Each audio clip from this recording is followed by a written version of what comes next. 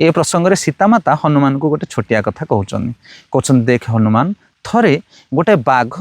जंगल रे गोटे मनुष्य को गोड़ेबारे लगी शिकार करने एवं मनुष्यटी दौड़ी दौड़ी जाए प्राण विकल गोटे गछ उपर चढ़ी जाऊँगी आउ गछ उपर देखला पूर्वर गोटे भालू ता उपर अच्छी एवं भालू को देखला पर मनुष्य डरी जाऊँगी किंतु भालू कहूँ देख भाई मनुष्य भाई तू चिंता करना तू आसी जाऊ आराम से गछ उपर रह मु ते क्षति पहुँचेबी तू आश्रय नहीं बाघ तले थाई कहूँ ए भालू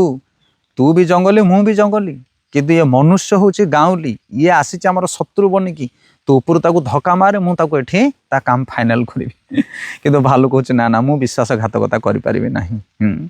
किछि समय पर भालू शोइबा को लगी कारण भालूर तो निद अधिक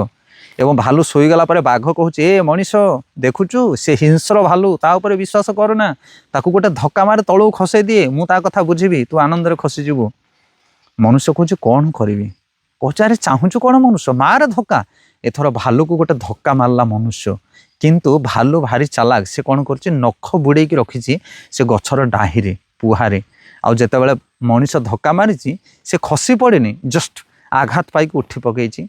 आउे भालू भालू के एथर बाघ कहूँ देखुचु भालू तते मु कही मनुष्य को धक्का मारे तू मारी नथुलु किंतु देख मनुष्य केते विश्वासघातकता कला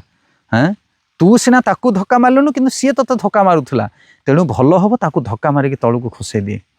किंतु भालू मना कला कहला ना ना ना सी मोर शत्रु हो पारे किंतु मु कहार शत्रु हेबिनी मोर स्वभाव को सर्वदा धारण करी ये हूँ वैष्णवर गुण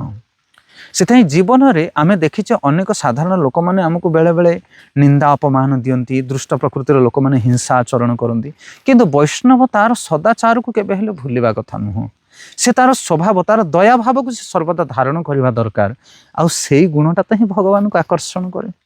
से सीतामाता बुझीदेले हनुमान को कहले ना हनुमान आमे केबे हेले अन्य प्रति हिंसा आउ ईर्षा आचरण करबा नहीं से माने हमर शत्रु हे थाई पारंती किंतु आमे तांकर शत्रु हवा नहीं। हरे कृष्ण।